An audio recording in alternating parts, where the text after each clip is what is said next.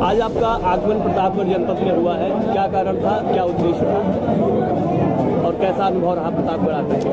देखिए, आलोक जी ने बुलाया, इन्होंने एक अच्छे कार्यक्रम का रूपरेखा बनाई और हमारे जो ब्राह्मण घर घर में यज्ञोपवीत कराते हैं, पूजा कराते हैं, बड़ी बड़ी यज्ञ और हवन कराते हैं, उनको सबको एक स्थान पर एकत्रित करके और समाज और आगे कैसे बढ़े, उनके कंधे पर आज हम लोगों ने ये दायित्व देने के लिए यहाँ पर इकट्ठा किया। आप लोग आज ब्राह्मण समाज को एक तरीके से एकत्र करना या ब्राह्मण समाज का आशीर्वाद जन जन तक कैसे पहुँचे, इसकी रूपरेखा तैयार कर रहे हैं प्रतापगढ़ में बैठकर। वहीं पूरे प्रदेश में ये बातें कही जाती हैं, कहीं ना कहीं ब्राह्मण समाज भारतीय जनता पार्टी से नाराज है, इसको लेकर आप क्या कहना चाहेंगे? नहीं, देखिए, हम ब्राह्मण समाज को एक नहीं कर रहे हैं। पहली बात, हम ब्राह्मण समाज को जागृत कर रहे हैं और ब्राह्मण समाज से कह रहे हैं कि आप जागृत होइए और बाकी समाज के दूसरे जो अंग हैं आप अब उनको जागृत करने का काम करिए। तो भारत में ब्राह्मण ही एक ऐसी है जो जात नहीं है, वो ज्ञान का भंडार है, लोगों को दिशा देने वाला है। तो उसको जागृत होना है और उसको अन्य लोगों को जागृत करना है। जिस तरीके से पूरे प्रदेश में ये माहौल बनाया जा रहा है, कहीं ना कहीं भारतीय जनता पार्टी की मौजूदा सरकार से ब्राह्मण नाराज नजर आ रहे हैं। आप भारतीय जनता पार्टी के बड़े नेता माने जाते हैं, तो इसको लेकर आप क्या सोचते हैं? आप भी ब्राह्मण समाज से ही आते हैं। ये देखिए, समाजवादी पार्टी हो या कांग्रेस हो या बसपा हो, उनके पास और कोई मुद्दा है नहीं।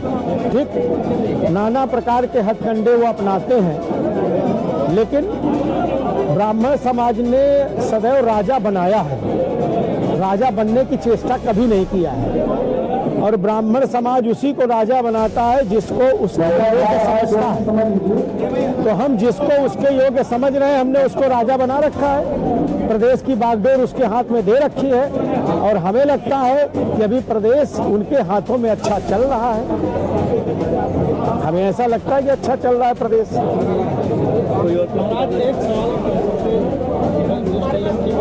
आलोक ने प्रतापगढ़ इतना बड़ा आयोजन किया, आज तक का इतिहास हमारे समझ से इतना बड़ा आयोजन, समाज एक जगह एकत्रित होकर सम्मान प्राप्त किया। इस कार्यक्रम को लेकर आलोक जी को क्या कहते हैं? आलोक जी बधाई के पात्र, मैंने तो शुरू में ही कहा है। देखिए, ये सोच की बात है। ये जो आलोक जी की सोच है ना, ये ब्राह्मण की सोच हो सकती है। ये अगर आप किसी दूसरे को कहिए कि इस प्रकार के कार्यक्रम की सोच रखिए, तो दूर दूर तक उसके सर के ऊपर से चला जाएगा, वो सोच ही नहीं पाएगा। तो मैं तो इस ब्राह्मण को, आलोक जी को बहुत बधाई देता हूँ कि आपका जो विवेक है, आपकी जो बुद्धि है और आपने जो इस दिशा में सोचा, ये इसके लिए इतने बधाई के पात्र हैं कि इसका अनुसरण तो पूरे देशवासियों को करना चाहिए। देश के अन्य जिलों में भी लोगों को इसका अनुसरण करना चाहिए, इसलिए ये बधाई के पात्र हैं।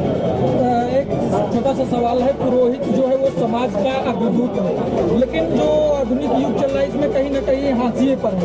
क्या लगता है कि ये कैसे इसमें सुधार किया जा सकता है, जो इनकी गौरव, जो इनकी प्रतिभा है उसका सम्मान मिले? देखिए, एक चीज समझिए, गौरव मांगने से नहीं मिलता, प्रतिष्ठा मांगने से नहीं मिलती। प्रतिष्ठा को बनाना पड़ता है और जब प्रतिष्ठा आप बना लेंगे तो आपको गौरव अपने आप प्राप्त हो जाएगा।